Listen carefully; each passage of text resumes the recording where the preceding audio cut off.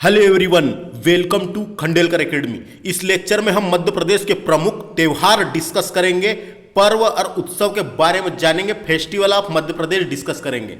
मध्य प्रदेश के प्रमुख जितने भी प्रमुख त्योहार है उनसे क्वेश्चन बनने की संभावना बन जाती है, क्योंकि मध्य प्रदेश के सिलेबस में लिख रखा है कि मध्य प्रदेश के त्योहार पूछे जाएंगे। एमपीपीएससी के सिलेबस में लिख रखा है कि मध्य प्रदेश के त्योहार पूछे जा सकते हैं। तो फ्रेंड्स, इस लेक्चर को देखना बहुत ही जरूरी है और बहुत ही अच्छे से देखना बहुत ही जरूरी है। क्वेश्चन डीपली भी बन सकता है, कैसा भी बन सकता है। तो इस लेक्चर में हम मध्य प्रदेश के प्रमुख त्योहार डिस्कस करेंगे।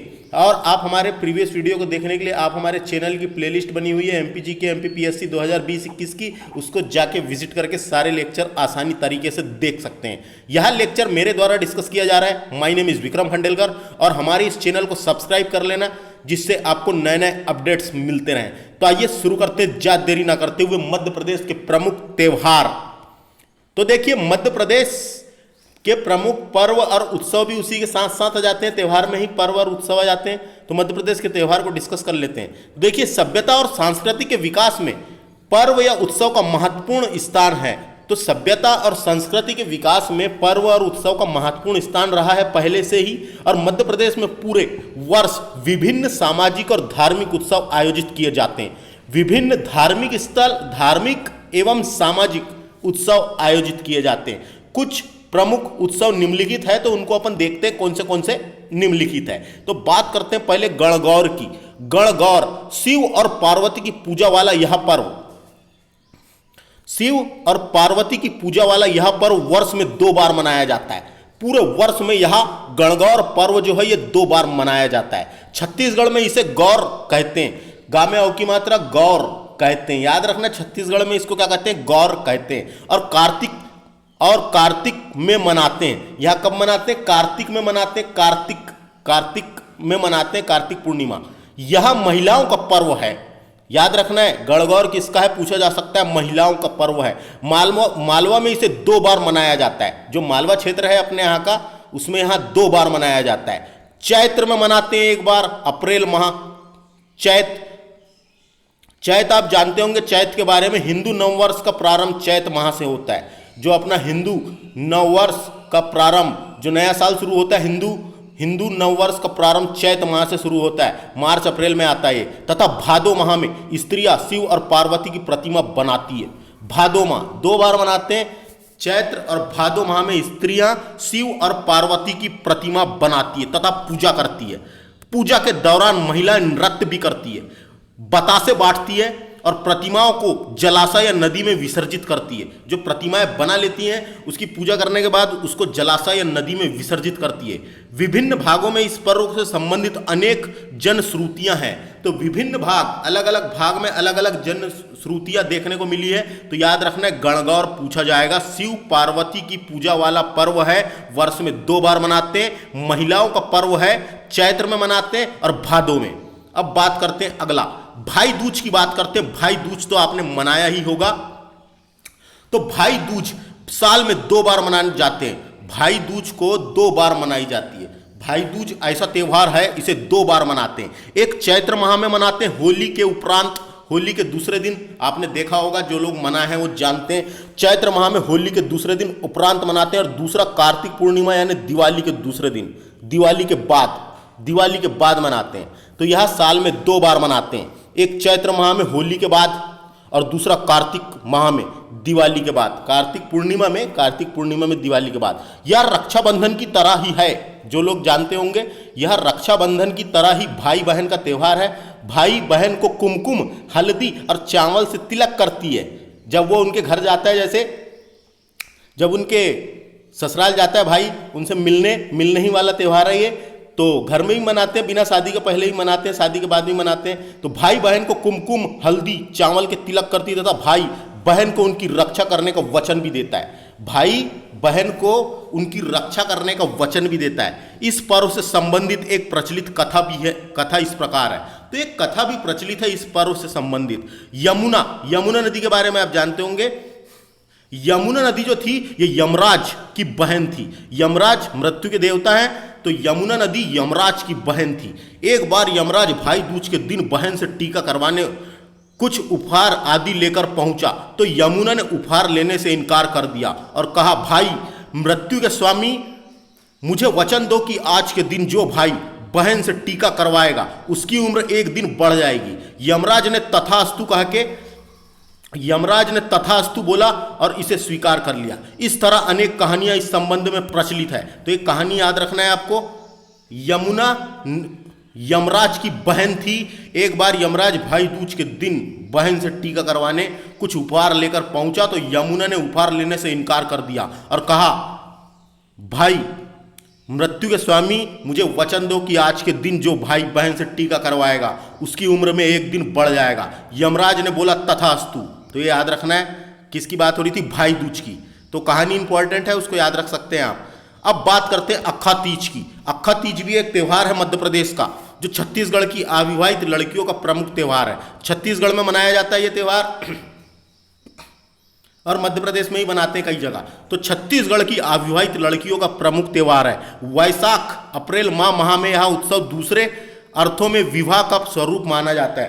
तो विवाह का स्वरूप माना जाता है ये त्यौहार। जो लड़कियों का विवाह नहीं होता, यह विवाह के लिए मनाया जाता है कि उन्हें अच्छा वर मिले, इसलिए यह त्यौहार लड़कियां मनाती है।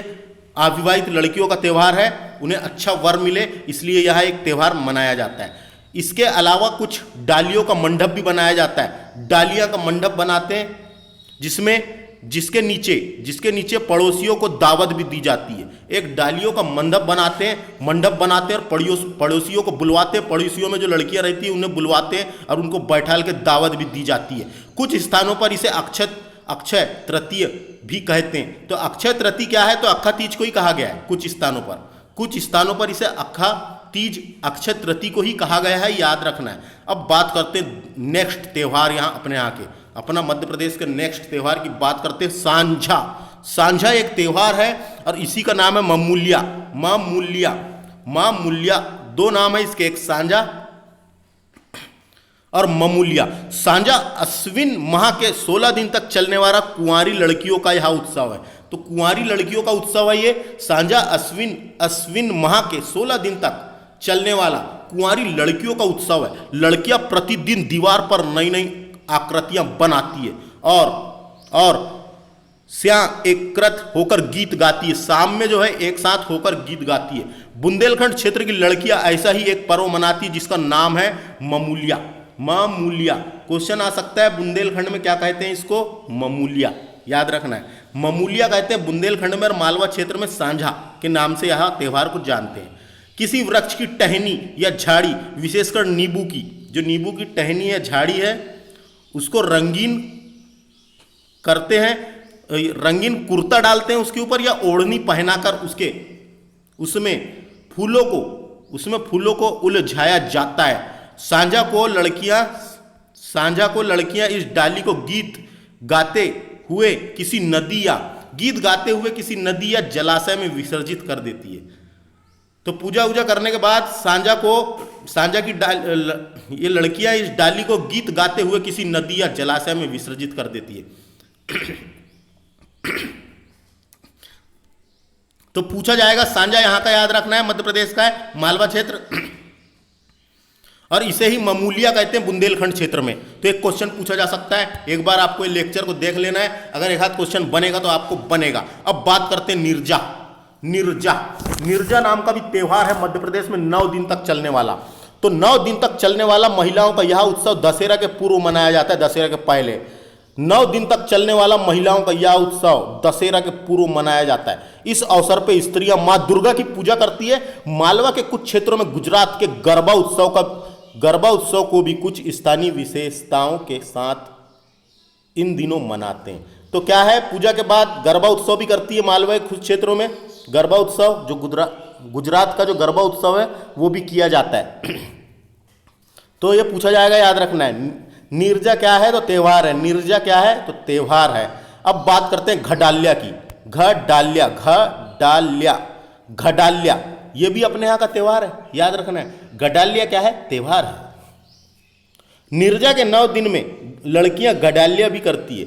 निर्जा के जो 9 दिन है, निर्जा त्यौहार था, उसके 9 दिनों में लड़कियां घडाल्या भी करती है, घडाल्या भी मनाती है। समूह में लड़कियां एक लड़के के सिर पर छिद्रयुक्त घड़ा रखती है। एक लड़की के सिर पर एक लड़की के सिर पर छिद्रयुक्त यानी छेद वाला घड़ा रखती है जिसमें दीपक जल रहा होता है। फिर दरवाजे दरवाजे जाकर अनाज और पैसा एकत्र करती है। अविवाहित युवक भी इस तरह का एक उत्सव छाला मनाते हैं, छल्ला मनाते हैं। तो अविवाहित युवक भी मनाते हैं, अविवाहित युवक भी इस तरह का एक उत्सव मनाते हैं जिसका नाम है छल्ला भी मनाते हैं। तो याद रखना है घडाल्या लड़कियों का उत्सव है ये घडाल्या। तो ये समझ गया आगे आपको क्या है, ये त्योहार है, इतना याद रखें बस। आगे चलते हैं। सुहारा नाम का भी एक त्योहार है अपने मध्य प्रदेश में। सुहारा बुंदेलखंड क्षेत्र का सुहारा पर्व मालवा के घडाल्या पर्व की तरह ही है। तो बुंदेलखंड क्षेत्र का है ये पूछा जा सकता है फ्रेंड्स। सुहारा कहाँ का है? बुंदेलखंड क्षेत्र का सुहारा पर्व मालवा के घडाल्या पर्व की तरह ही है, घडाल्या की तरह ही है। दीवार में लगे एक चबूतरे पर एक राक्षस की प्रतिमा बैठाई जाती है। जो दीवार होता है वहां पे एक राक्षस की प्रतिमा बैठाई जाती है, बनाई जाती है, और राक्षस के सिर पर शिव पार्वती की प्रतिमा रखी जाती है।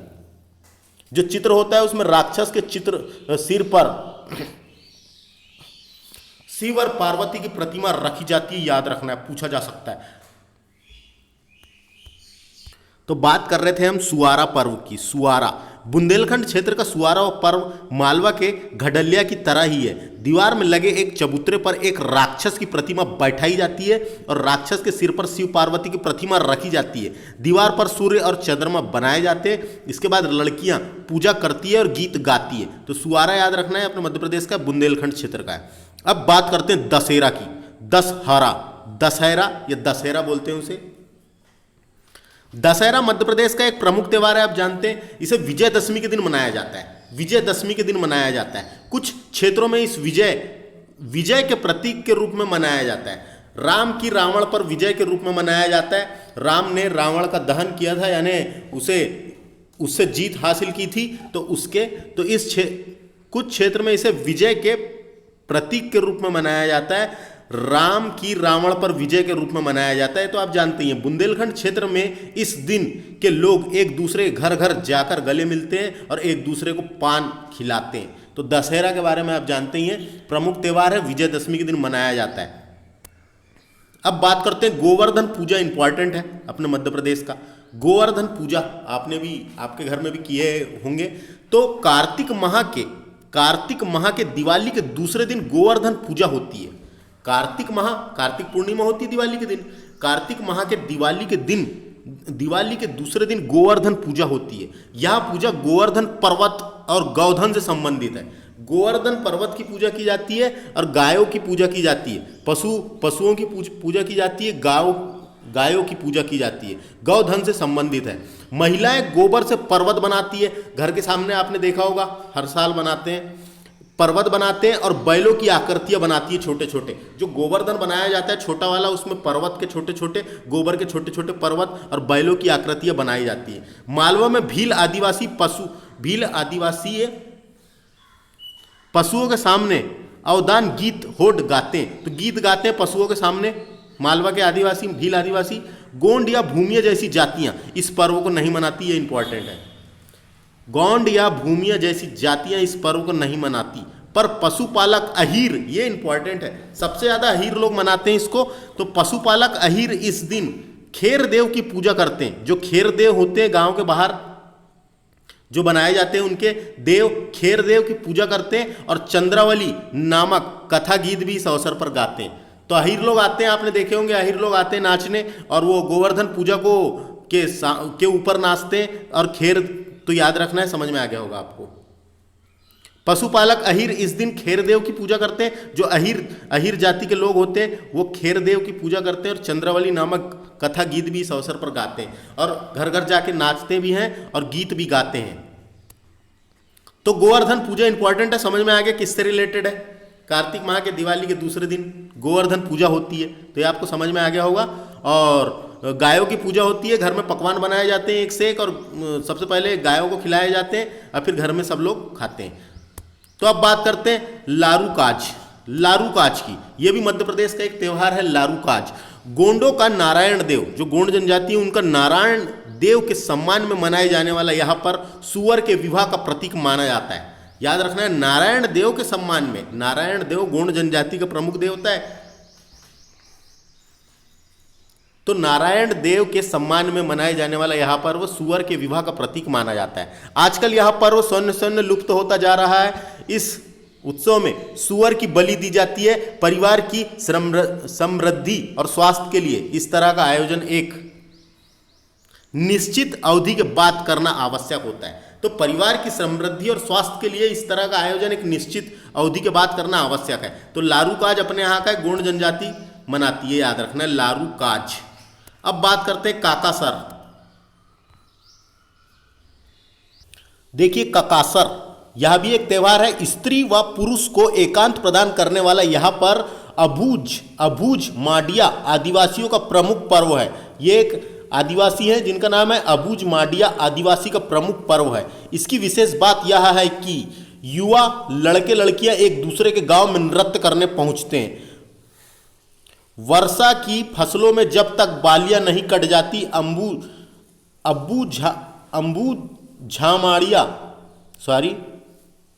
अबू झमाडिया स्त्री पुरुष एकांत में मिलना वर्जित होता है। उनका एकांत में मिलना वर्जित होता है। ककासर उनके एक व्रत को तोड़ने का उपयुक्त अवसर होता है। ककासर में लड़के एवं लड़कियां अलग अलग घरों में रात भर नाचते और आनंद मनाते हैं।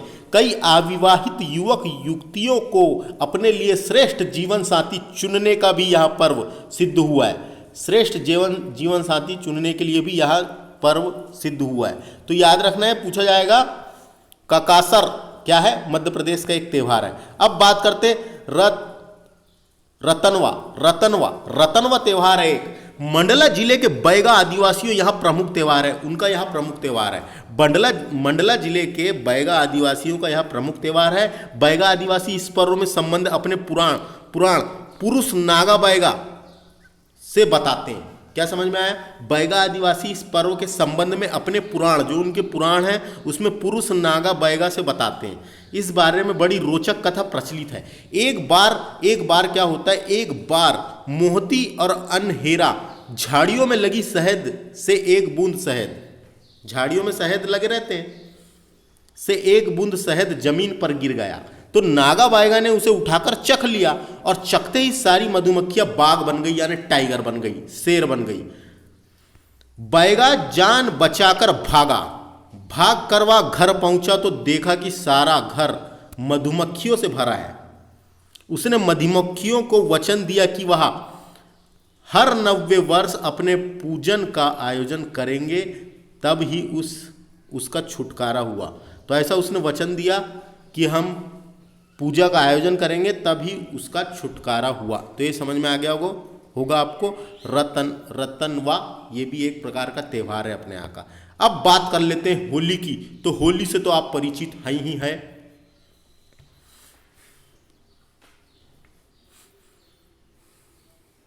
रंगों का पर्व होली फाल्गुन महीने की पूर्णिमा को मनाया जाता है। ये फाल्गुन महीना होता है, ये हिंदू कैलेंडर का अंतिम महीना है। इसके बाद आता है चैत्र।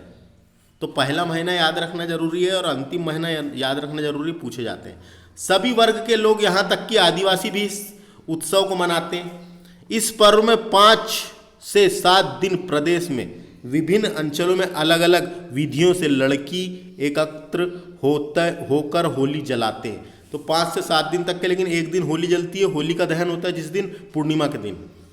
इसकी आग को प्रत्येक गांव वाले अपने अपने घर ले जाते हैं।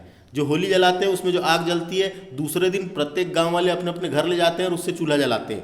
यह नई पवित्र आग मानी जाती है। जो घर ले जाते हैं नई पवित्र आग मानी जाती है। दूसरे दिन लगा तरह तरह के सॉन्ग बजाकर मनोरंजन करते हैं।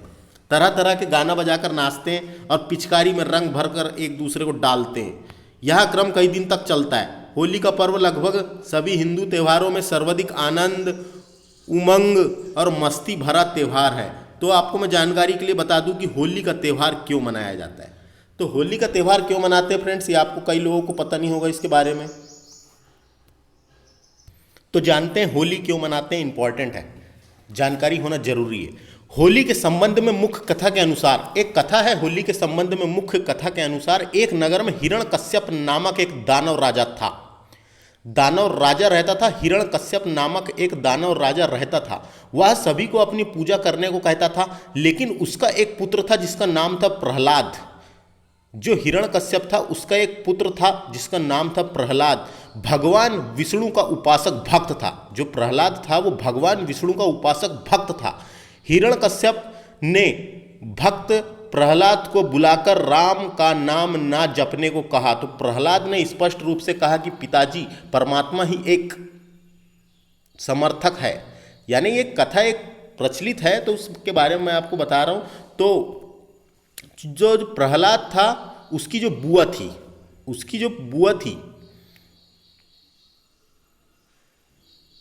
समझ में आ रहा होगा आपको। जो हिरण्यकश्यप था उसकी जो बहन थी होलिका, उसको वरदान प्राप्त था कि वह आग में भस्म नहीं हो सकती। तो होलिका अपनी गोद में लेकर प्रहलाद को बैठी थी। होलिका जल रही थी, वहां पे बैठी थी, लेकिन उसमें जो है होलिका जल गई और प्रहलाद जो बच गया था। तो उसी की याद में होली का त्यौहार मनाया जाता है, याद रखना है। गोद में लेकर बैठी तो आग में बैठने पर होलिका जल गई, पर प्रहलाद बच गया था ईश्वर का भक्त होने के कारण। तो उसी के प्रतीक के रूप में होली का त्यौहार मनाया जाता है। तो ये याद रखना है आपको, थोड़ी जानकारी होना जरूरी है।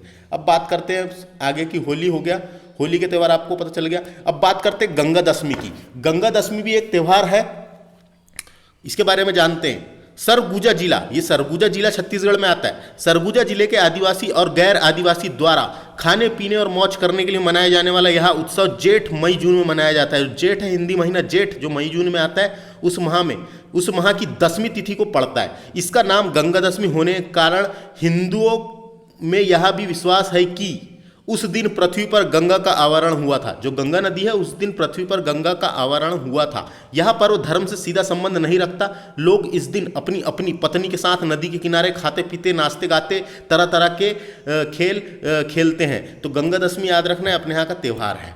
अब बात करते हैं हरेरी या हरीरी, ये नाम का एक त्यौहार है हरेली। किसानों के लिए है ये। किसानों के लिए इस पर्व का विशेष महत्व है, पूछा जा सकता है। किसानों के लिए इस पर्व का विशेष महत्व है। वे दिन अपने कृषि उपयोग में आने वाले उपकरणों की पूजा करते हैं। जो कृषि उपकरणों की पूजा करती हैं, जो कृषि उपयोग में आने वाले, जैसे कि नांगर हो गया, नांगर जिससे खेत जुताई करते हैं, नांगर, हल, पावड़ा, कुदाली, हंसिया, इन सब की पूजा करते हैं। श्रवण माह की अमावस्या को यह पर्व मनाया जाता है। मंडला जिले में इस माह की पूर्णिमा को और मालवा क्षेत्र में आषाढ़ के महीने में मनाया जाता है। जो आषाढ़ महीना होता है, जून में आषाढ़ के महीने में मनाया जाता है। मालवा में इसे हरिया गोधा कहते हैं। स्त्रियां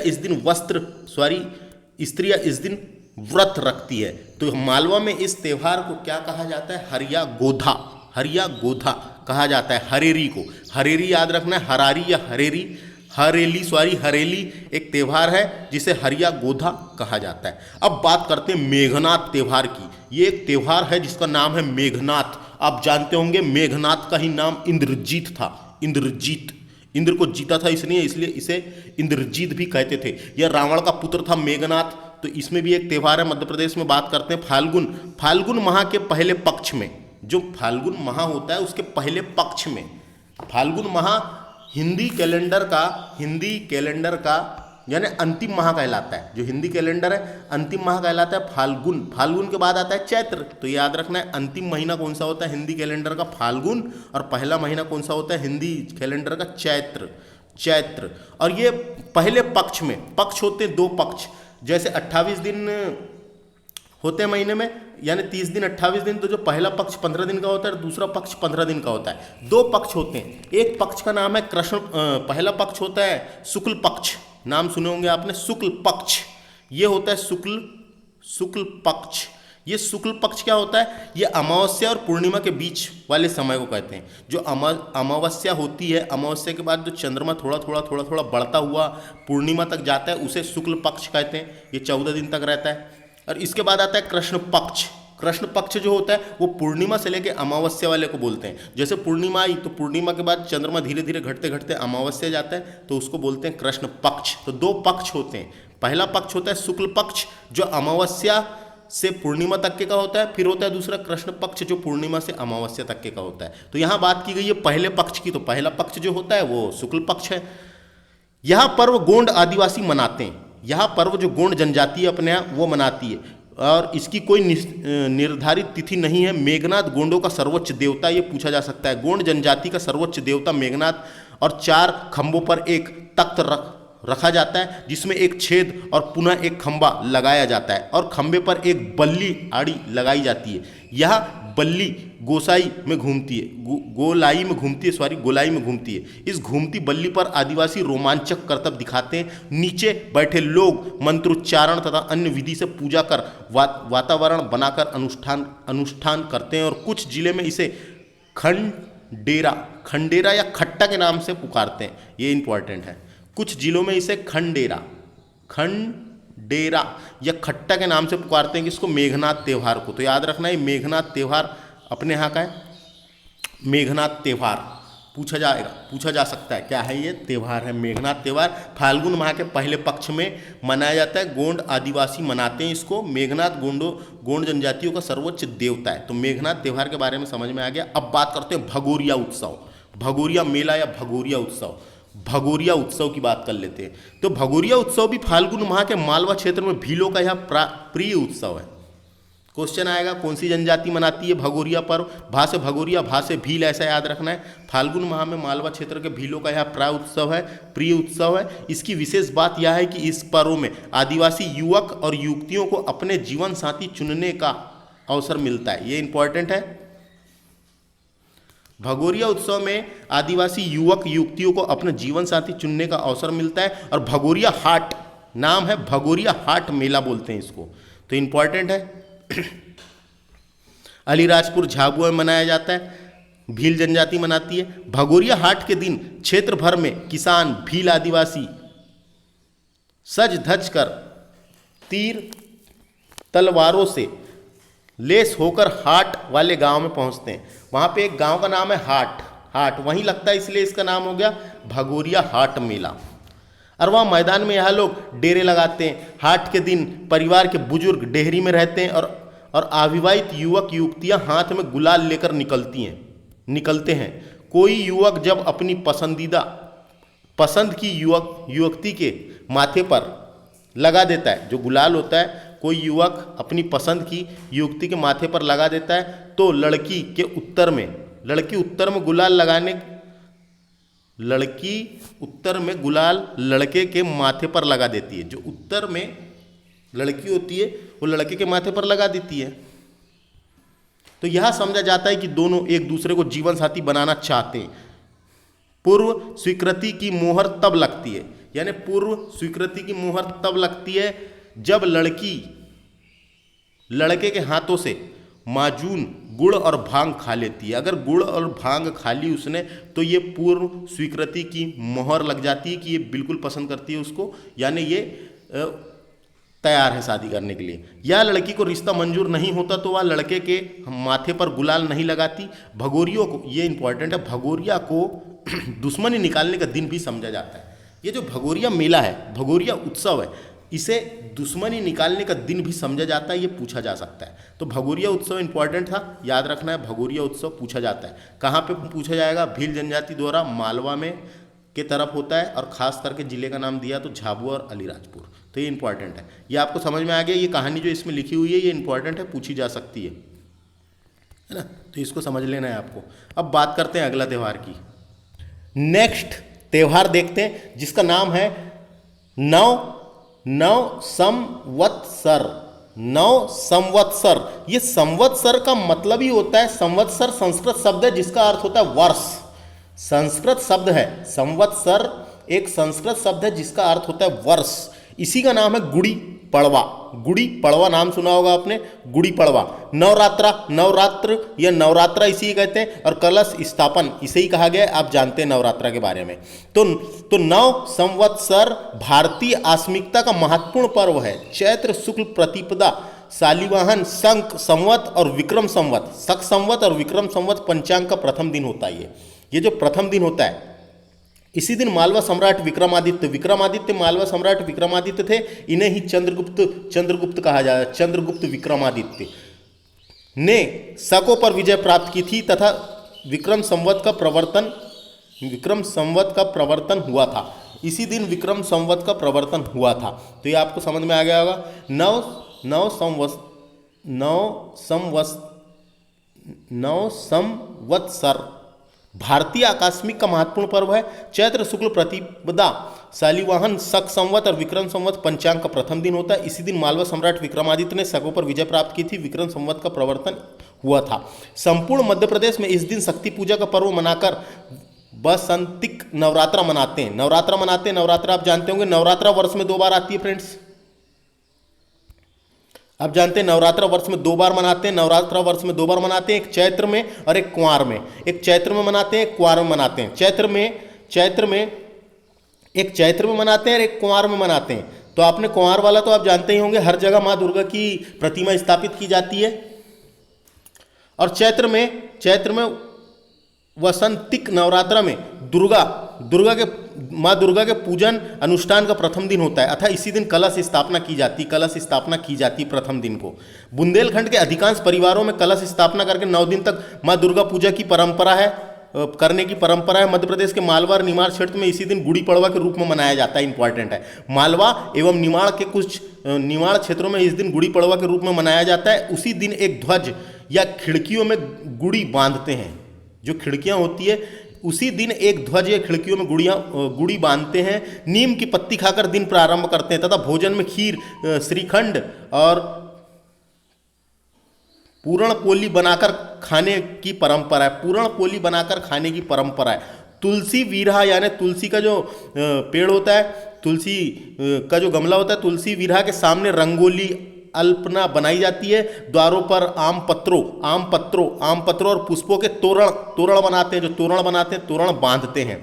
घर के प्रवेश द्वार के बाहर एक बांस गड़ाकर केसरिया या लाल रंग का कपड़ा लपेटकर विजय पताका के रूप में बांधते हैं। इसके पश्चात कलश उल्टा करके रखते हैं, जिसके ऊपर पुष्प की माला डाल देते हैं। उसे गुड़ी बांधना कहते हैं। इसके पश्चात कलश उल्टा करके रखते हैं, उसके ऊपर पुष्प की माला डाल देते हैं, इसे गुड़ी बांधना कहते हैं। मान्यता है कि इस दिन 5 नीम की पत्तियां खाने से व्यक्ति निरोग रहता है, और नीम की पत्ती तो खाना ही चाहिए, उससे व्यक्ति जो होता है निरोग रहता है। मूल्यतः यह महाराष्ट्र परंपरा का पर्व है। इंपॉर्टेंट है, यह महाराष्ट्र परंपरा का पर्व है। उल्लेखनीय है कि इस पर्व को दक्षिण भारत में उगादी कहते हैं। ईगादी लिखा हुआ है यहाँ पे, और उगादी उसी को कहा गया है। ईगादी दक्षिण भारत में ईगादी, कश्मीर में उगादी, और तथा सिंधी समाज में इसे चेटी चंद के रूप में जाना जाता है। तो चेटी चंद के रूप में जाना जाता है इसी पर्व को। तो आपको समझ में आया इस पर्व के बारे में, क्या है ये। इस दिन हिंदू नववर्ष का प्रारंभ होता है। इसी दिन जो होता है हिंदू नववर्ष का प्रारंभ होता है, ये गुड़ी पड़वा के दिन हिंदू नववर्ष का प्रारंभ होता है। इसे ही क्या बोला गया, नव संवत्सर कहा गया। मैंने बताया अभी, संवत्सर संस्कृत शब्द है जिसका अर्थ होता है वर्ष। तो नववर्ष का प्रारंभ होता है। तो समझ में आ गया आपको। आंध्र प्रदेश और कर्नाटक में उगादी और महाराष्ट्र में इसे गुड़ी पड़वा के रूप में जाना जाता है। ये इंपॉर्टेंट है। आंध्र प्रदेश में ये जो लिखा हुआ है, ये जो उगादी है, ये इसे कहाँ कहते हैं, आंध्र प्रदेश और कर्नाटक में उगादी कहते हैं, और दक्षिण भारत में ईगादी लिखा हुआ है यहाँ पे, लेकिन आप विकिपीडिया देखेंगे तो उसमें उगादी दिखेगा। आंध्र प्रदेश और कर्नाटक में उगादी और महाराष्ट्र में इसे गुड़ी पड़वा के रूप में जाना जाता है। तो ये त्यौहार इंपॉर्टेंट था, याद रखना है। नवरात्रा आप तो जानते ही होंगे, नवरात्रा प्रारंभ होती है, 2 बार मनाते हैं नवरात्रा, एक चैत्र में एक कुंवार में। तो ये आपको समझ में आ गया होगा। अब इसके बाद चलते हैं अपन नेक्स्ट त्यौहार की ओर, गणगौर त्यौहार के बारे में जान लेते हैं। गणगौर कब और कैसे मनाया जाता है। गणगौर त्यौहार है मध्य प्रदेश का एक, तो इसको कब और कैसे मनाया जाता है इसको जान लेते हैं। तो गणगौर के बारे में सुनिए। गणगौर राजस्थान एवं सीमावर्ती मध्य प्रदेश का एक त्योहार है जो चैत्र महीने की शुक्ल पक्ष की तीज को आता है। इस दिन कुंवारी लड़कियां एवं विवाहित महिलाएं शिवजी और पार्वती जी की पूजा करती है। पूजा करते हुए डूब के पानी से छींटे देते हुए गोर गोर गोमती गीत गाती है। अब बात करते हैं इससे पीडीएफ से। यह पर्व चैत्र शुक्ल तृतीया को शिव और गौरा पूजन के रूप में मनाया जाता है। मूल्यतः यह राजस्थान की लोक परंपरा का पर्व है। बुंदेलखंड हो गया, मालवा निमाड़ अंचलों में महिलाओं गणगौर पर्व सौभाग्य कामना से मनाती हैं। मान्यता है कि इसी दिन पार्वती जी ने सौभाग्य बांटा था। बुंदेलखंड में इस दिन सौभाग्यवती महिलाएं व्रत रखती है तथा पूर्ण श्रृंगार करके महावत लगाकर गौरी देवी की पूजा करती है। गौरी देवी की मिट्टी की बनी प्रतिमा स्थापित करके पुष्प दूब आदि से पूजा की जाती है, याद रखना है। मूर्ति भी बनाते हैं। गौरा देवी की मिट्टी की बनी प्रतिमा बनाते हैं और आदि से पूजा की जाती है। नववैध में बेसन, जो एक बेसन का तथा आटा गुड़ी मिश्रित गन गौरा बनाए जाते हैं। ये एक प्रसाद टाइप का है, इसको बनाए जाते हैं और इसका प्रसाद पुरुषों को देने का निषेध रहता है। यानी वो जो प्रसाद बनाते हैं ये सिर्फ लड़कियां महिलाएं ही खाती है, पुरुषों को नहीं दिया जाता। पुरुषों लड़कों को ये प्रसाद नहीं दिया जाता। तो ये समझ में आ गया होगा आपको। नववैद में बेसन तथा आटा गुड़ी मिश्रित गन गौरा बनाए जाते हैं। आगे बात करते हैं। निमाड़ में गणगौर पर चैत्र वदी दशमी से चैत्र सुदी तीज तक पूर्ण उल्लास से मनाया जाता है। महिलाएं गणगौर गीत तथा नृत्य करती है। ये इंपॉर्टेंट है, महिलाएं गणगौर गीत तथा नृत्य करती है। उसके बाद का इंपॉर्टेंट देखिए, झालरिया तथा मटकी इस अवसर के पारंपरिक नृत्य है। ये इंपॉर्टेंट है सबसे ज्यादा। झालरिया और मटकी तो आपने सुना ही होगा, क्वेश्चन आता है। मटकी महिलाओं द्वारा किए जाने वाला पारंपरिक नृत्य है। मालवा और निमाड़ के कुछ क्षेत्रों में किया जाता है। और झालरिया भी इंपॉर्टेंट है। ये कब किया जाता है पूछा जा सकता है। ये गणगौर त्यौहार जो चलता है, गणगौर पर्व जो चलता है जब करते हैं। और मटकी कहाँ का है? निमाड़ और मालवा का है। महिलाओं के द्वारा किया जाता है मटकी। और झालरिया, ये दो नृत्य याद रखना है, पूछे जा सकते हैं। मालवा में गणगौर पर्व में 2 बार चैत्र और भद्र में मनाते हैं, किंतु चैत्र गणगौर का विशेष महत्व दिया गया है। जो चैत्र वाला है, चैत्र गणगौर को विशेष महत्व दिया गया है। तो ये आपको समझ में आ गया होगा। गणगौर पर्व याद रखना है। अपने मध्य प्रदेश का एक पूजा है, एक त्यौहार है जो महिलाओं के द्वारा मनाया जाता है। गणगौर राजस्थान एवं सीमावर्ती मध्य प्रदेश का एक त्यौहार है जो चैत्र महीने की शुक्ल पक्ष की तीज को मनाया जाता है। अब बात करते हैं नेक्स्ट त्यौहार की, जिसका नाम है रामनवमी और दुर्गा नवमी। माँ दुर्गा नवमी और रामनवमी। रामनवमी के बारे में तो आप परिचित होंगे, लेकिन एक बार इसको पढ़ लेते हैं। तो अब बात करते हैं मध्य प्रदेश के नेक्स्ट त्यौहार की, रामनवमी और दुर्गा नवमी। रामनवमी से तो आप परिचित होंगे कि रामनवमी के दिन भगवान श्री राम का जन्म हुआ था। रामनवमी का त्यौहार भगवान विष्णु के 7वें अवतार भगवान राम के जन्म दिवस के रूप में मनाया जाता है। रामनवमी का त्यौहार भगवान विष्णु के 7वें अवतार भगवान राम के जन्म दिवस के रूप में मनाया जाता है। और भगवान राम का जन्म धरती पर दुष्ट प्राणियों को खत्म करने के लिए हुआ था। और दुर्गा नवमी के बारे में बात करते हैं तो दुर्गा नवमी भी उसी दिन होती है जिस दिन रामनवमी होती है। रामनवमी के दिन ही चैत्र नवरात्र की समाप्ति होती है। जो नवरात्र होता है, नवरात्र की समाप्ति होती है उसी दिन। तो उसी दिन भगवान श्री राम का जन्म भी हुआ था। तो इसमें बात कर लेते हैं। यह चैत्र शुक्ल नवमी को भगवान राम के जन्म दिवस के रूप में मनाया जाता है। राम जन्म के पश्चात सोहर तथा बधवा लोकगीत भी गाए जाते हैं। ये इंपॉर्टेंट है। सोहर तथा बधवा लोकगीत भी गाए जाते हैं। बुंदेलखंड तथा मालवा में इसे मनाने की सख्त परंपरा है। इसी दिन दुर्गा नवमी भी होती है। दुर्गा पूजन जो कलश स्थापन तथा अनुष्ठान प्रतिपद को प्रारंभ होता है, उसका समापन हवन पूजन इसी के दिन होता है। जो हवन पूजन, जो कलश रखते हैं, कलश का जो हवन पूजन होता है वो इसी दिन होता है। तथा संध्या के समय जवारे बोए जाते हैं। संध्या के समय जवारे देवी मंदिर में चढ़ाकर जलाशय में विसर्जित कर देते हैं। तो शाम के समय जो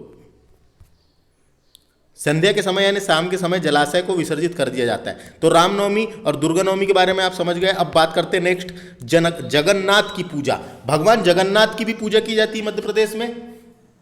भगवान जगन्नाथपुरी तो आप जानते होंगे, वहाँ पे इनका मंदिर है बहुत बड़ा, बहुत प्रसिद्ध मंदिर है जगन्नाथपुरी जो उड़ीसा में है।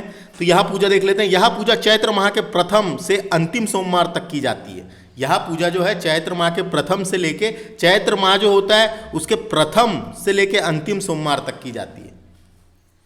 अंतिम सोमवार को बड़ी पूजा की जाती है। यह बुंदेलखंड क्षेत्र में प्रचलित है। यह नई फसल के स्वागत का पर्व है। जो नई फसल लगाने वाले रहते हैं उसकी स्वागत का पर्व है। जिन परिवार में कोई भी सदस्य जगन्नाथपुरी की यात्रा कर चुके हैं तथा वहां से उनकी बेट यानी छड़ी लाते हैं, उन्हीं परिवार में यहाँ पूजा होती है। यह बेट अन्य भंडार में रख देने से भंडार में वृद्धि होती है। तो जगन्नाथ भगवान की भी पूजा की जाती है। अब बात करते हैं अगला, चैत्री पूर्णिमा। इसे चैती पुणे भी कहते हैं। कब और कैसे मनाते हैं उसके बारे में हम जान लेते हैं। यह बुंदेलखंड अंचल में प्रचलित है। इसे चैत्री पुणे या पूजनो पुणे भी कहते हैं। आटा से चौक पूर कर उस पर 5 या 7 मटकियाँ रख देते हैं और उन पर एक माछ का चित्र बना देते हैं और एक पूजन कुंवार का चित्र बनाते हैं। उन मिट्टियों में लड्डू भरकर मटकी का पूजन किया जाता है। बाद में माँ मटकी को हिला देती है और उसका पुत्र किसी मटकी से लड्डू निकालकर बालक को खाने के लिए दे देती है। उसे पूजनों का लड्डू कहते हैं। इसे पूजा का लड्डू या पूजनों का लड्डू कहते हैं। याद रखना है, पूजनों का त्यौहार है, पूजनों का लड्डू कहते हैं। यह त्यौहार को मटका पूजा भी कहते हैं। ये जो त्यौहार है चैत्री पूर्णिमा, जिसे चैती पुणे भी कहते हैं, इसे मटका पूजा भी कहते हैं इस त्यौहार को। बात करते हैं अगले त्यौहार की। बहुत सारे त्यौहार है इसलिए वीडियो थोड़ा सा लंबा जा रहा है, लेकिन पूरे त्यौहार देखना जरूरी है। अगला त्यौहार है आसमई त्यौहार। यह पूजा बुंदेलखंड अंचल में प्रचलित है। इसमें आटा का चौक पूर कर उस पर फाटा रखकर पान पर सफेद चंदक से 4 पुत्रियों अंकित करते हैं।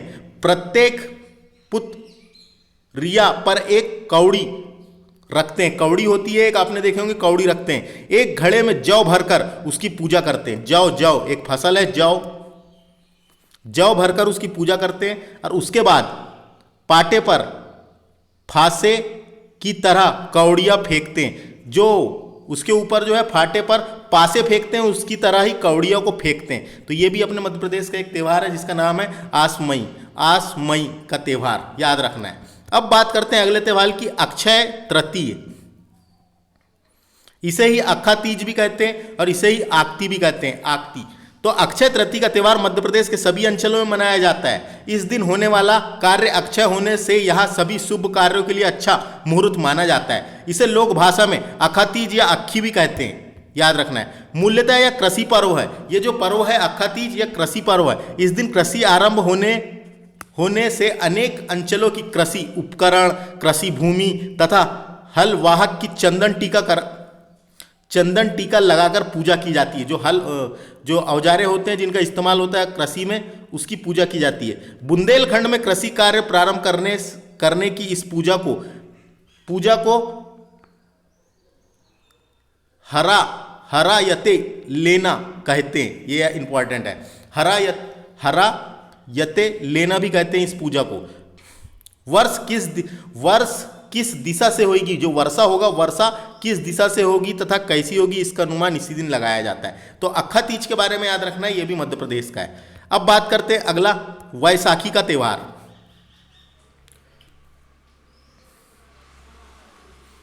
वैसाखी का त्यौहार के बारे में देख लेते हैं। वैसाखी का त्यौहार, वैसाखी यानी वैशाख शुक्ल पूर्णिमा का पर्व है।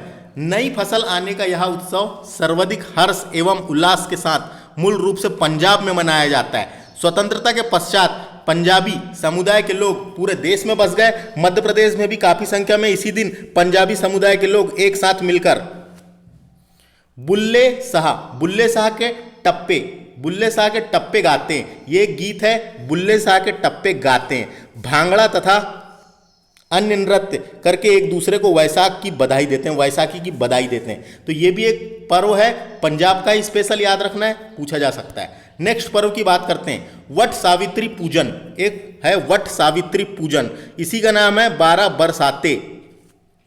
12 बरसाते, इसी को बोलते हैं डोड बलाई। डोड बलाई त्योहार का नाम है ये, तो याद रखना है सब ये त्योहार है।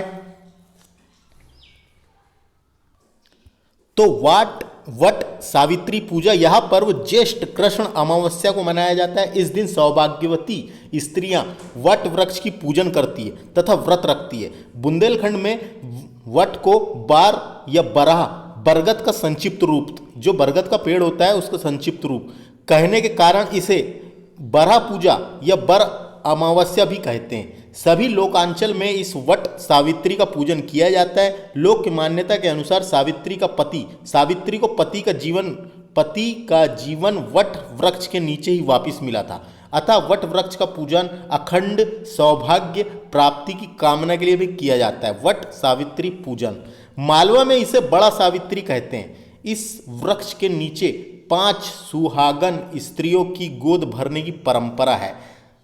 धन्य फल तथा पकवान आंचल में डालकर गोद भरी जाती है। निमाड़ में इस दिन को डोल बलाई अमावस्या कहते हैं। निमाड़ में क्या कहते हैं इसको? डोल बलाई अमावस्या कहते हैं, और मालवा क्षेत्र में इसे बड़ा सावित्री कहते हैं। बात करते हैं मध्य प्रदेश के नेक्स्ट त्योहार की, जिसका नाम है बिदरी, और इसी का एक और नाम है घाइला। बिदरी या घाइला एक ही त्यौहार है ये। यह त्यौहार ज्येष्ठ या आषाढ़ में आयोजित किया जाता है। यह बैगा जनजाति का एक कृषि पर्व है यानी खेती किसानी वाला पर्व है, जो फसल बोने के पूर्व सामाजिक रूप से ग्रामवासियों द्वारा अच्छी पैदावार की कामना के लिए किया जाता है। मान्यता है कि बिरनी के दिन विधिवत पूजन अनाज को खेत में बोए जाने वाले बीज में मिला देने से अंकुरण अच्छा होता है और फसल को कीड़े या पशुओं से क्षति नहीं पहुंचती। गोंड बहुल्य क्षेत्रों में बुलाई के पर्व को घाइला का आयोजन, गोंड बहुल्य क्षेत्र में बुआई के पूर्व घाइला का आयोजन ज्येष्ठ माह में किया जाता है। यह घाइला उसे ही कहा गया है, याद रखना है। इसमें गांव के मुखिया अनुष्ठानिक पूजा करते हैं, तत्पश्चात बाखर चलाए जाते हैं यानी नांगर वांगर चला के अपने खेती का कार्य प्रारंभ करते हैं। तो गोंड बहुल्य क्षेत्र में बुआई के पूर्व घाइला का आयोजन किया जाता है, याद रखना है, उसे ही कहा गया ये। बात करते हैं अगले आषाढ़ी देवता पूजा।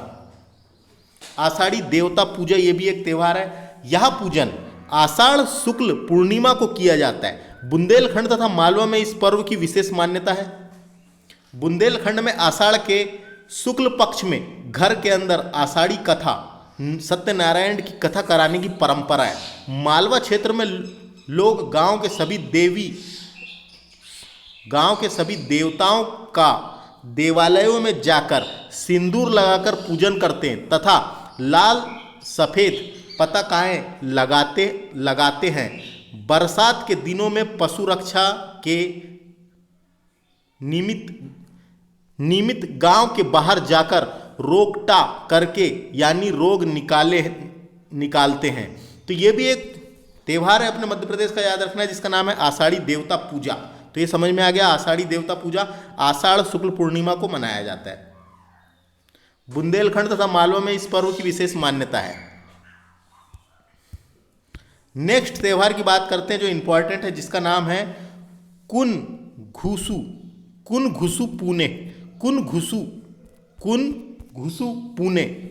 पुणे का त्यौहार। यह उत्सव आषाढ़ शुक्ल पूर्णिमा को मनाया जाता है। यह बुंदेलखंड का विशिष्ट लोक उत्सव है।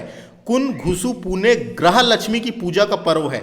जो ग्रह लक्ष्मी होती है, ग्रह लक्ष्मी यानी बहुओं के सम्मान में मनाया जाने वाला पर्व है। यह जीवित बहुओं के पूजन का प्रतीक पर्व है। जो जीवित बहुएं होती है उनके पूजन का प्रतीक पर्व है। बहुओं के सम्मान में जो बहुएं होती है, बहुओं के सम्मान का ऐसा उदाहरण देखने को नहीं मिलता, कहीं देखने को नहीं मिलता। सास बहू से परिवार का संपन्नता श्री समृद्धि से भरने की प्रार्थना करती है तथा सास जो होती है दूधन नाहो फूतन फरो का आशीर्वाद देती है। दूधन नाहो फूतो फरो का आशीर्वाद देती है। सास बहू की समर सत्ता का यह पर्व अद्भुत है। तो याद रखना, ये बहुओं के सम्मान में मनाया जाने वाला पर्व है जिसका नाम क्या है? कुन घुसु पुणे। कुन घुसु पुणे पर्व क्या है? ये बहुओं के सम्मान में मनाया जाने वाला यानी गृह लक्ष्मी की पूजा वाला पर्व है।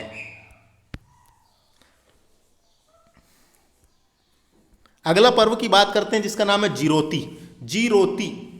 जिरोती कब मनाते हैं? यह पर्व श्रवण कृष्ण अमावस्या को मनाया जाता है। निमाड़ का यह विशिष्ट उत्सव है।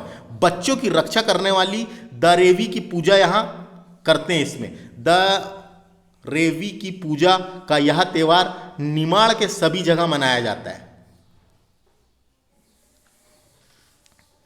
निमाड़ के सभी जगह मनाया जाता है। लोक कथाओं के अनुसार यह पूजा जरासंध की स्मृति में जिरोती के लोक कला चित्र बनाकर की जाती है। तो समझ में आ गया होगा आपको। वीडियो थोड़ा सा लंबा हो रहा है, उसका कारण यह है कि बहुत सारे त्यौहार हैं लेकिन पूरे त्यौहार की जानकारी होना जरूरी है। तो जिरोती त्यौहार समझ में आ गया। बच्चों की रक्षा करने के लिए दारेवी की पूजा का यह त्यौहार निमाड़ के सभी अंचलों में मनाया जाता है। निमाड़ के सभी अंचलों में यह त्यौहार मनाया जाता है, याद रखना है। जिरोती का त्यौहार निमाड़ में। आगे चलते हैं अब अगला त्यौहार। बात करते हैं नेक्स्ट त्यौहार की, हर ज्योति या हरिजोत। हर ज्योति या हरिजोत मध्य प्रदेश का एक त्यौहार है। यह उत्सव श्रवण कृष्ण अमावस्या को बुंदेलखंड अंचल में मनाया जाता है। यह परिवार की कुंवारी कन्याओं का पूजा का पर्व है। कुंवारी कन्याओं के पूजा का पर्व है। इनके प्रति श्रद्धा निवेदन का त्यौहार है। इसलिए यानी इस दिन परिवार की वरिष्ठ महिलाएं पूजा गृह के चारों कोनों के दीवारों पर गोबल तथा पूतन मिट्टी पोतकर उस पर हल्दी से कन्याओं की पुतारियां बनाती है। यह त्यौहार पारिवारिक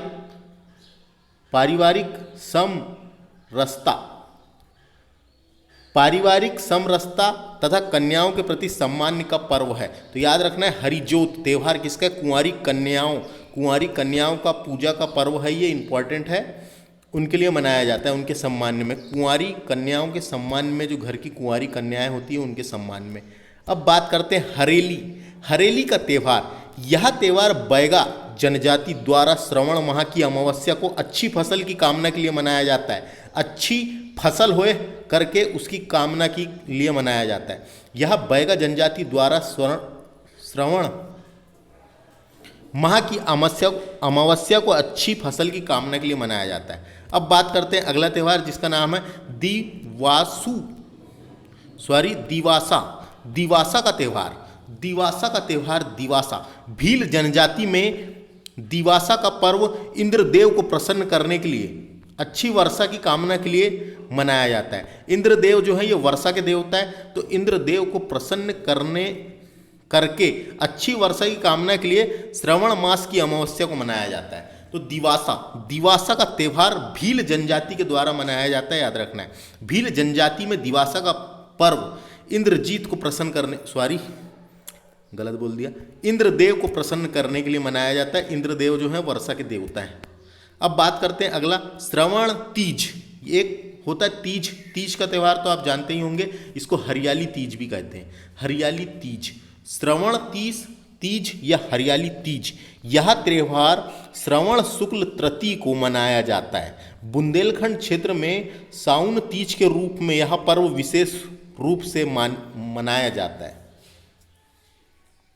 किस रूप में? साउन तीज के रूप में विशेष रूप से मनाया जाता है। इस दिन पूजा घर में भगवान जी का हिंडोला लगाते हैं। हिंडोला यानी झूला लगाते हैं। इस दिन पूजा घर में भगवान जी का हिंडोला लगाते हैं तथा कादम्बर के पत्ते, फूलों तथा अन्य सुगंधित पुष्पों से सजाते हैं। भगवान के विग्रह को अनुष्ठान पूर्वक हिंडोला में बैठालकर पूजा अर्चना करते हैं।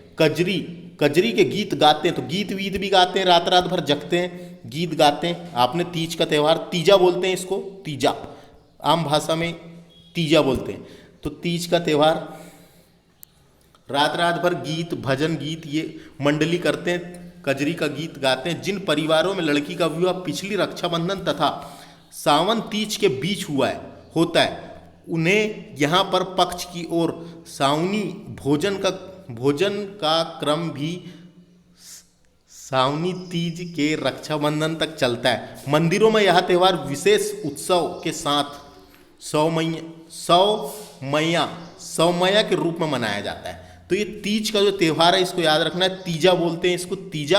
रात रात भर गाना भजन होता है, एक झूला बना के उसकी पूजा करते हैं, झूला यानी हिंडोला लगाते हैं और उसकी पूजा की जाती है भगवान की। अब बात करते हैं अगला, नाग पंचमी। नाग पंचमी का त्यौहार श्रवण शुक्ल पंचमी को मनाते हैं। नाग देवता की पूजा होती है, इसमें दूध पिलाते हैं उसको। वैसे तो यहाँ पर वो सभी लोकांचलों में मनाते हैं, किंतु निमाड़ इंपॉर्टेंट है, निमाड़ में इसकी विशेष मान्यता है। निमाड़ का यह पर्व वहाँ का एक शासक हुआ करता था जिसका नाम था कारकोटिक नागों की स्मृति में मनाया जाता है। वहाँ का एक शासक था जिसका नाम था कारकोटिक नागों की स्मृति में मनाया जाता है। वहाँ के कोरकू, वहाँ की जो कोरकू जनजाति है, वहाँ के कोरकू कारकोटिक नागों के वंशज माने जाते हैं। तो वहाँ के जो कोरकू जनजाति है वो कारकोटिक नागों के वंशज माने जाते हैं। यहाँ पर इस लोक विश्वास के साथ जुड़ा हुआ है कि इस दिन नाग पूजा करने से 7 पीढ़ियां तक सर्प दंश का भय नहीं रहता। सर्प दंश का भय नहीं रहता। भी सभी अंचलों में नागा पूजन के लोक कला चित्र मिलते हैं। तो नाग पंचमी समझ में आ गया होगा आपको। अब बात करते हैं रक्षाबंधन का त्यौहार। इसको राखी का त्यौहार भी कहते हैं और इसको क्या बोलते हैं, साउन का त्यौहार। तो रक्षाबंधन का त्यौहार, साउन भी उसी का नाम है, और राखी का त्यौहार। अब बात करते हैं रक्षाबंधन भारतीय संस्कृति में भाई बहन के प्रेम का अमर पर्व है। तो इंपॉर्टेंट है ये, रक्षाबंधन भारतीय संस्कृति में भाई बहन के प्रेम का अमर पर्व है। ये मध्य प्रदेश के सभी भागों में उत्साहपूर्वक मनाया जाता है। इसे साउन या राखी भी कहते हैं, तो राखी का त्यौहार भी कहते हैं। ये राखी का त्यौहार क्यों मनाते हैं, इसके बारे में जानकारी होना जरूरी है। वैसे तो राखी का त्यौहार क्यों मनाते हैं, इस बारे में कई सारी कथाएं, अलग अलग पुराणों में अलग अलग कथाएं दी हुई हैं। 4-5 कथाएं हैं, जिसमें से एक कथा ये है और ये इंपॉर्टेंट है। तो एक पौराणिक कथा के अनुसार एक बार सुर और असुरों के बीच, सुर हो गया और असुरों के बीच 12 वर्ष तक युद्ध चला था। एक युद्ध हुआ था जो 12 वर्षों तक युद्ध चला था। युद्ध समाप्त होने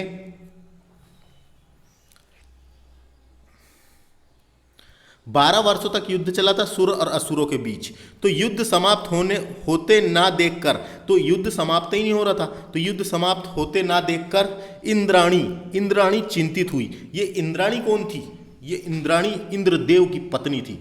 इंद्रदेव जो है ये वर्षा के देवता हैं, इनकी पत्नी का नाम था, यानी इनको इंद्राणी भी कहते थे।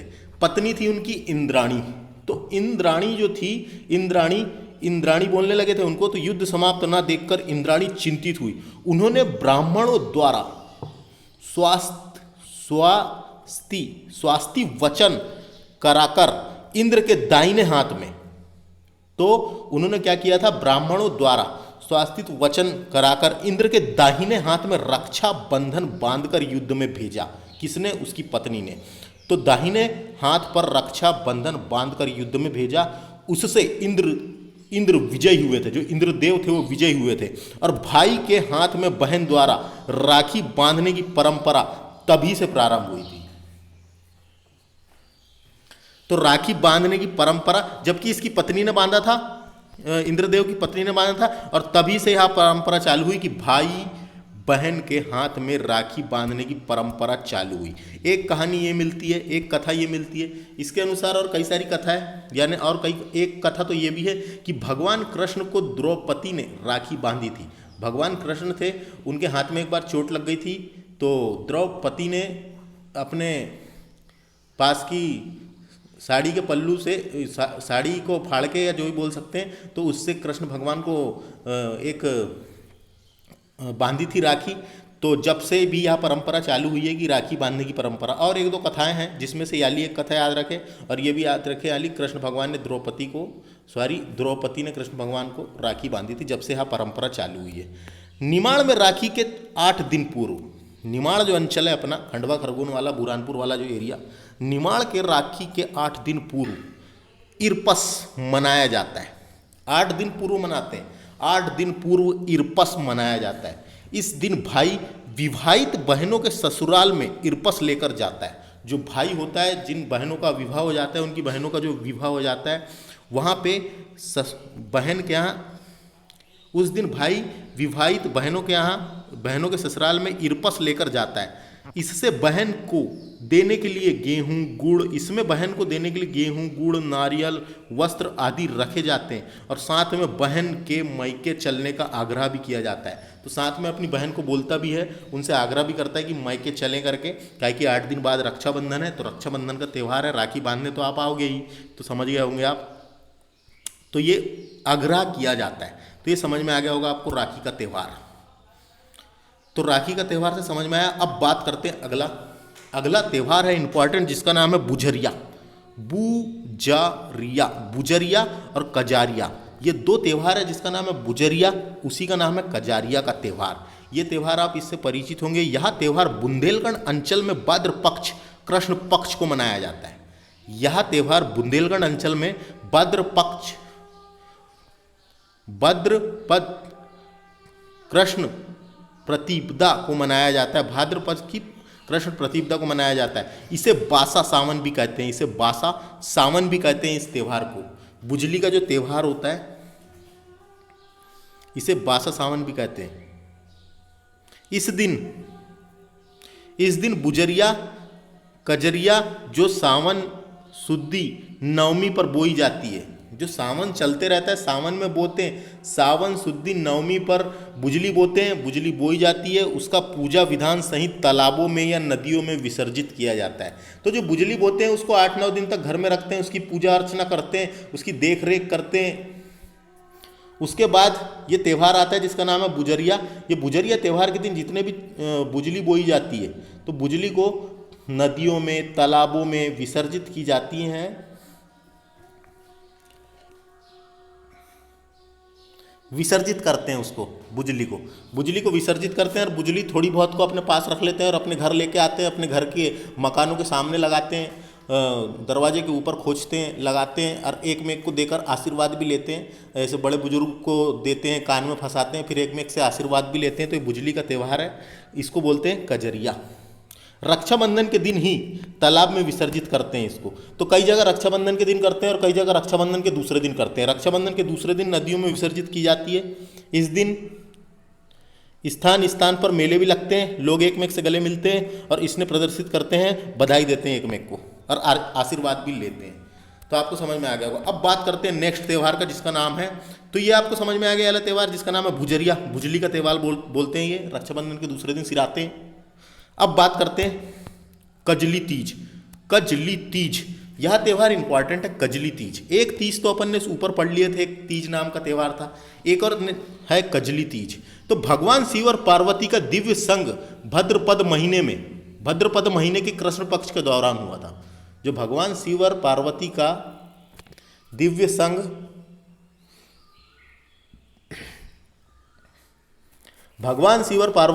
संग भाद्रपद महीने की कृष्ण पक्ष के दौरान हुआ था, और यही दिन था जिस दिन कजरी तीज के रूप में मनाया जाता है। तो याद रखना, यही दिन कजरी तीज के रूप में मनाया जाता है। यह त्यौहार भाद्रपद कृष्ण पक्ष की तृतीय को विशेष रूप से मालवा में मनाया जाता है। ये इंपॉर्टेंट है, मालवा में मनाया जाता है, और इसकी 16 वर्षीय अनुष्ठान परंपरा है।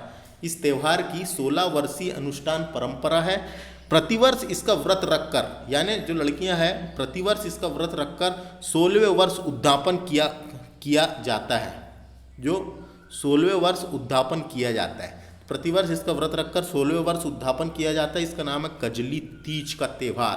क्यों मनाते हैं? यानी भगवान शिव और पार्वती का है, याद रखना है, उनसे रिलेटेड है। भगवान शिव और पार्वती का दिव्य संग भाद्रपद महीने की कृष्ण पक्ष के दौरान मनाया जाता है। भगवान शिव और पार्वती से संबंधित है, जुड़ा हुआ है। तो इतने त्यौहार थे फ्रेंड्स, लेक्चर थोड़ा सा लंबा हो गया, लेक्चर हो गया थोड़ा सा लंबा, लेकिन अब उससे कोई दिक्कत नहीं है, पूरे त्यौहार हमने डिस्कस कर लिए। तो पूरे त्यौहार को याद रखना है, एक बार ये वीडियो को आप देख लें, हो सकता है आपको पढ़ने में थोड़ी सी आसानी जाए, या इन त्यौहारों के बारे में आपको पता रहेगा तो पेपर में अगर पूछा जाएगा तो आपको बनाने में आसानी जाएगी, या आपको याद आ जाएगी किससे रिलेटेड था, मैंने ये कहाँ सुने थे। तो फ्रेंड्स, इस लेक्चर में इतना ही। हम syllabus wise according to syllabus MPPSC के डिस्कस कर रहे हैं। एमपीपीएससी में मध्य प्रदेश के त्यौहार पूछे जाने का लिखा हुआ और लिख रखा है, तो पूछे जा सकते हैं। तो मिलते हैं अगले लेक्चर में, हम सिलेबस वाइज डिस्कस करेंगे। हमारे इस चैनल को सब्सक्राइब कर लें और प्रीवियस वीडियो भी देखना बिल्कुल ना भूलें। मिलते हैं अगले लेक्चर में। नमस्ते।